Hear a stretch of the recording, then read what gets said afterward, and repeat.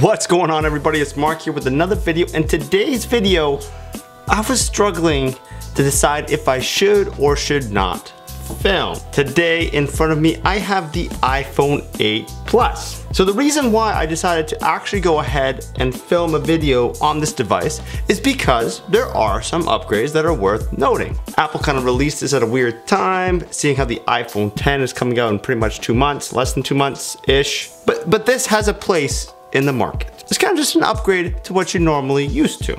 Not revolutionary, but something that needs to be used because, you know, not everyone's gonna get the iPhone 10. So, in front of me right now, I have the iPhone 8 Plus in space gray. You're gonna notice some changes around the box. So the actual image of the iPhone, you see it represents more of the glass back, now that the iPhone has a glass back. Okay, well, in typical Apple form, the box is beautiful, just beautiful. Okay, so taking it off here,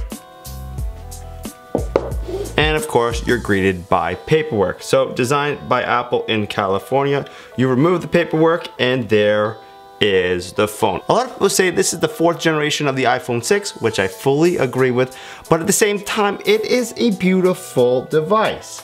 Look at that. Before we get into the phone, why don't we jump around the box and see what we have in terms of accessories. Of course, we got the earpods here and Apple's worst rated, I believe, accessory at all, the lightning port to headphone jack. I think it's a 1 star, 1.5 star, I don't know. But apparently it's a worst rated product. The wall adapter, oh. And of course, a lightning cable for us to charge the device. Box is out of the way now. Now onto the phone. The best part of unboxing a new product. One thing you will notice about the glass back iPhone, it's a lot heavier and it's a lot more frictiony. Oh, and it's a fingerprint magnet. So why don't we start taking a look at the actual device. Just like the previous generation, there isn't very much design change. In the front, you have the home button. On the left-hand side, you have your hold button. The SIM card tray, also on the left-hand side. Your volume rockers on the left-hand side, and a silent vibrate switch toggle. But as soon as you flip the device over, we have some dramatic change. Not in the sense that, you know, there's a different shape to the phone. It actually has the same exact dimension as the iPhone 7s Plus or 7 Plus, but you will notice that the color is slightly different because of the glass back. So with the glass back, there are some added benefits, of course. I'm not the biggest fan of wireless charging just yet, but it is available. Of course, the camera bump, the Apple logo, and something that a lot of people have been pointing out is that there is no design by California on the bottom here, just the iPhone. And personally, I like the color of this much better than the metal back of the iPhone 6, 7. I like the glass back. Okay, so everything is now set up on the iPhone 8 Plus. The first thing you will notice, well, at least I did, I'm coming from a 6, is how smooth everything is. Holy, iOS 11 so far has been amazing. The icons are a lot cleaner. The whole home screen looks a lot cleaner. It's quick. There is no lagging between swiping. There's multitasking, works perfectly. I mean, what else do you expect from Apple, especially their flagship device so far? And I mean, until the 10. But right now, this is also a flagship device. It just looks the same. Before we get really deep into the specs, which we don't really have to because there's gonna be an iPhone 10 video coming very soon-ish, let me tell you why I think Apple released this phone kind of a little bit sooner than the iPhone 10. So the iPhone 10 is for a market that is very specific. They need the latest, greatest, flagship, top-of-the-line phone. Right? Me, a lot of people who are into tech, you know, people who want to review it, want to kind of take advantage of it. For the average person who just kind of needs a new phone on their upgrade for their plan, right here. Why not? It's something that they're comfortable with. If they had an iPhone previously, this is exactly what they're used to, except everything's 10 times faster. Don't quote me on that 10. Everything is just very, very smooth. It's got the flagship processor, same as the one in the iPhone 10. It's got similar dual cameras and it supports wireless charging. So, I mean, in terms of the kind of what you're getting inside the phone, they are very similar. There obviously are some differences. For example, the face recognition, the Face ID, all of that fun stuff is left for the biggest innovation Apple has to date in terms of the iPhone since the original launch of the iPhone, in my opinion. Like, for example, for my mother, she just knows she likes iPhones because they work for her. Does she need an iPhone 10? No, but when her plan runs out in a couple of months, this is what she's gonna get. It's a very good device. Okay, so let's talk about some of the specs regarding this phone. It has a lot of similar kind of internals as the iPhone 10, the same A11 Bionic processor. Not really sure why they call it Bionic. Rumor has it they just need a cool marketing name. They have very, very similar cameras. Bluetooth 5.0, which is great.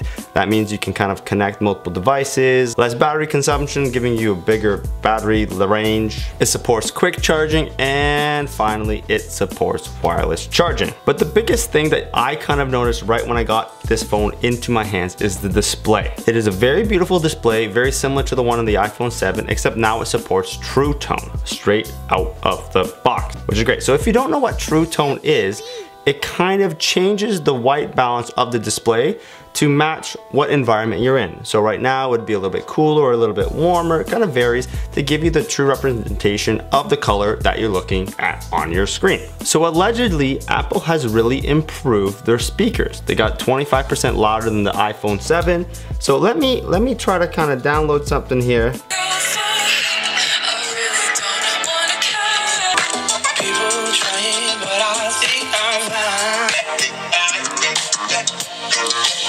They're phone speakers and they're pretty loud.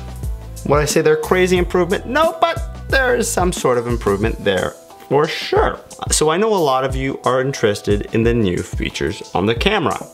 Portrait mode. So what portrait mode really does, it kind of replicates a studio environment. So I just learned that you can't actually take a selfie in portrait mode.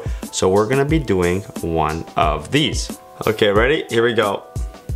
Okay, so that's a photo I just took of myself. Wow, that is honestly, that's a great photo. Once you take the photo in portrait mode, you can go back and change it depending on what your preferences are for that photo.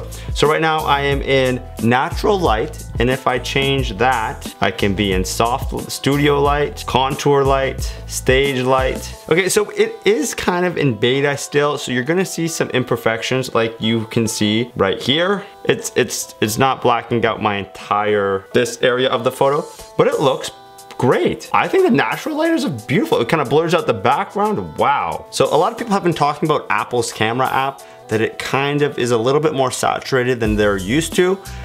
But in their defense, you know, it's a great photo. So let me take a photo of my notebook here. Now let's examine. In my opinion, that is a beautiful photo. I want to put a few photos right now of things around my house so you get an image of what the actual saturation looks like. Photo. Another photo, yet another, last one I promise.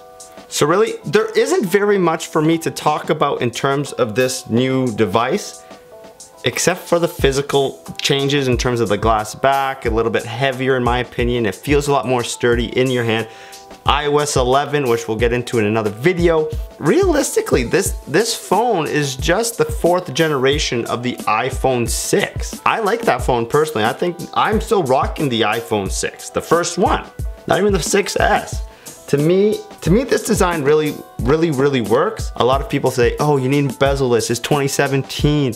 Yes, that's what the iPhone X is for. This is for someone whose phone plan is about to run out and they need to upgrade, or if they don't really care, they're just latched onto the iOS kind of realm because of iMessage, because of the contacts, whatever the case may be. This is for them. This isn't kind of the most revolutionary phone that you're gonna see, but you can't compare apples to pears.